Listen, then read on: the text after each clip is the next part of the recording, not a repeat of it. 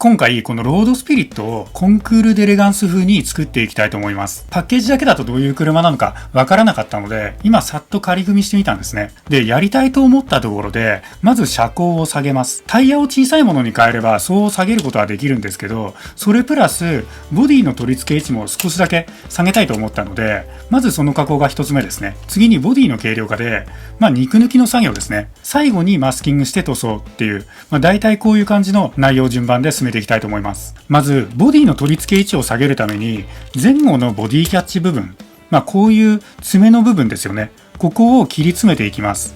言ってもね、ちょっと分かりづらいと思うので、ペンで下書きしてみたいと思います。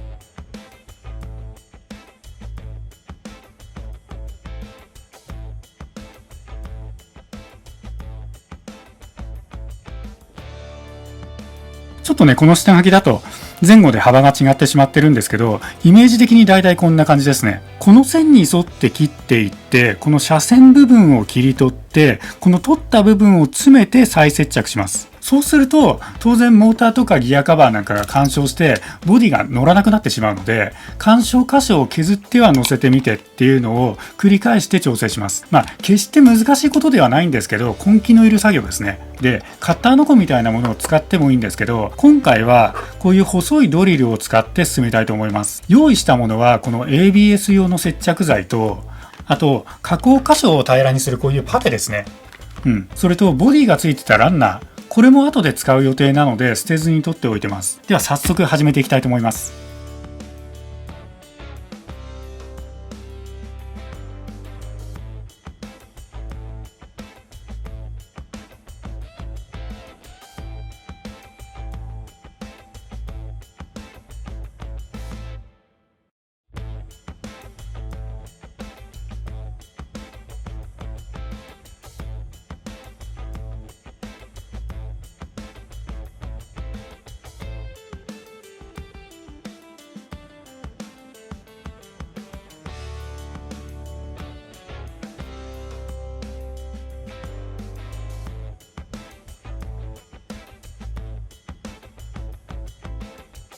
はい。では下書き通りに今切り取りました。これを再接着すれば、3ミリぐらいですけど、取り付け位置が下がることになります。リアだと分かりやすいんですけど、こういう風についてたものをこうやって詰めて再接着ってことですね。ちょっとね、気になったところがあって、フロント側のこの爪って、この断面の真下についていたわけじゃなくて、少し斜め前についていたんですね。この斜め前に伸びていた部分を切り取って詰めたことで、このまま断面同士をぴったりと接着してしまうと、見えるかな、こういう感じでぴったりとくっつけてしまうと、元の位置より少し後ろにずれてしまうので、気持ち少しだけ前側にずらして接着したいと思います。こういう感じですね。こういう感じです。見えるかな。ぴったりじゃなくって、ちょっと気持ちこうやって前にずらして接着したいと思います。後ろ側のボディキャッチは大丈夫そうなので、そのまま接着します。で、接着剤だけだと強度的に不安なんですけど、ここで使うのが、この余ったランナーですね。この広いタグ状の部分を小さく切って、ボディの裏側から補強剤として一緒に当てて接着します。で、接着したらボディの表面側はパテで平らにならします。とりあえずここまで進めたいと思います。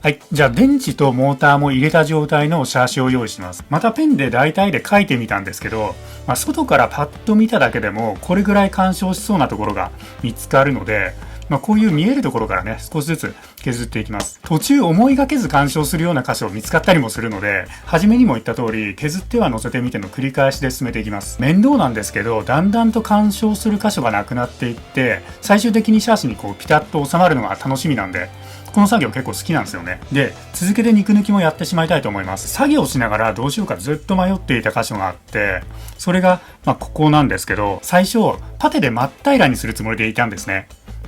でも多分これってこの部分込みでこのデザインですよね。触ってるうちに残してもいいかなって思い始めたので、この穴はね取り除いて塞ぎたいんですけど、今回この台形状の部分、へこみの部分は残すっていう感じでやってみたいと思います。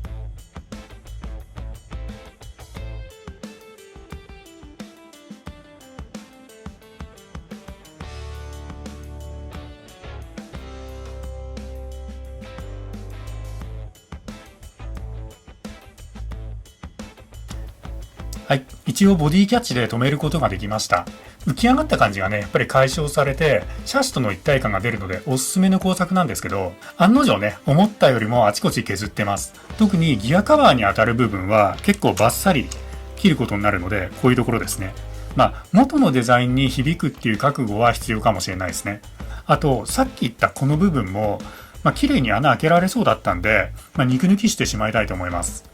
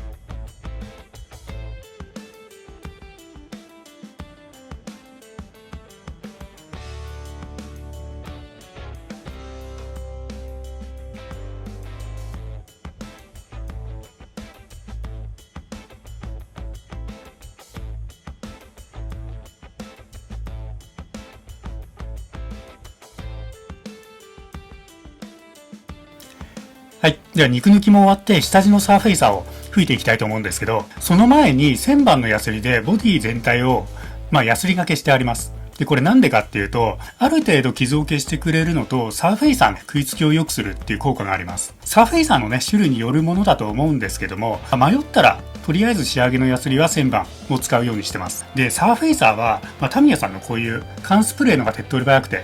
プライマー入りだし適してると思うんですけど、ただ、クレオスさんの瓶入りのプライマーサーフェイサー、これを使ったことがなかったので、今回これをエアブラシを使って試してみたいと思います。ちなみにシャーシもボディを乗せた時に見える部分、ボディを加工したことで剥き出しになったこういうギアカバー部分なんかは多分塗装した方がかっこいいと思うので、マスキングして一緒にサーフェイサーを吹いておきます。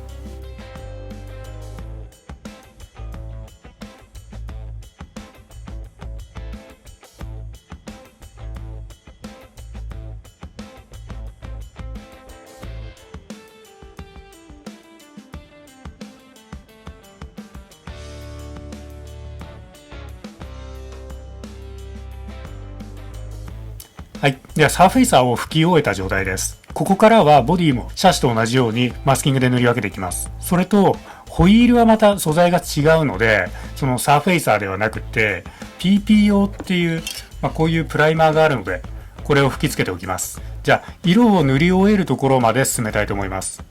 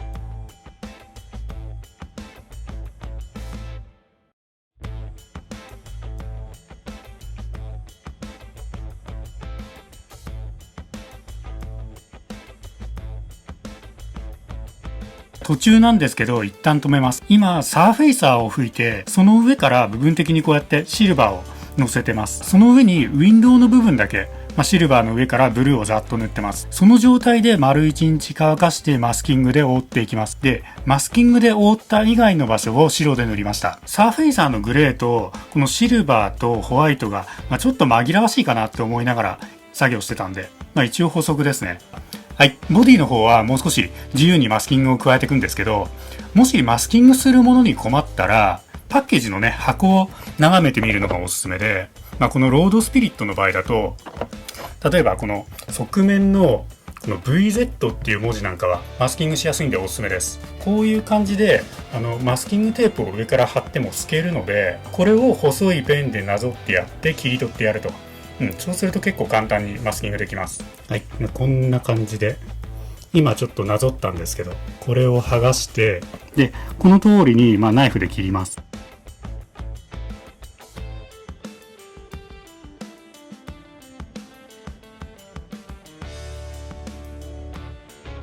じゃあ今切り取ったものをここに貼りたいと思います。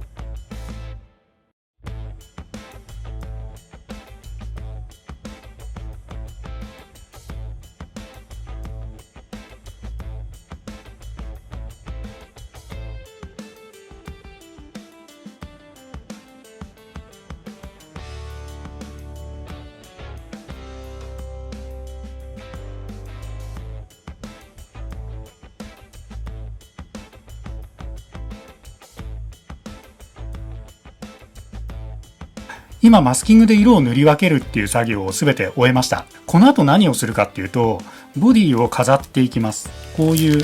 デカールがよくあるものなんですけど、こういうもので飾って、で、その後、これを拭きます。スーパークリアっていうものなんですけど、これでツヤを出していきます。これもエアブラシで何度か拭くんですけど、サーフェイサーと同じように、缶のスプレーのものでも全然いいと思います。クリアが乾いたら、目の細かいヤスリで表面を磨いていきます。次がもう最後の工程になるんですけど、こういうドレスアップステッカー、これデクロスのやつなんですけど、これを貼ったりですとか、こういうメッシュを要所で使ってみたりとか、その辺は最後様子見ながら貼っていきたいと思います。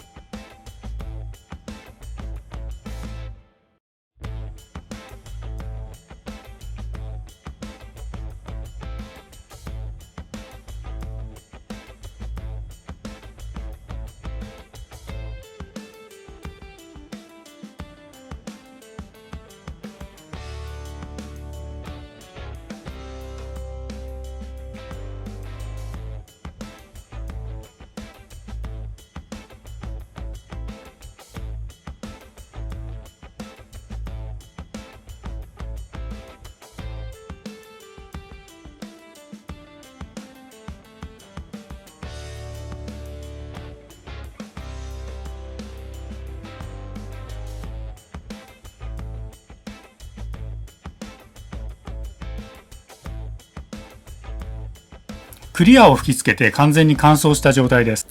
確かにツヤは出てるんですけど、表面がね、よく見るとデコボコしているので、これをなだらかにしていきます。使うのはまたヤスリなんですけど、今度は目の細かいこういう2000番っていうものですね。これを用意します。この工程では削るっていうよりは磨くっていう感じで撫でていきます。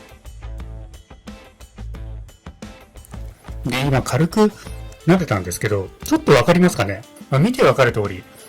なんていうか、梨地っていう風によく言われるんですけど、ざらついた感じが表面に出てますよね。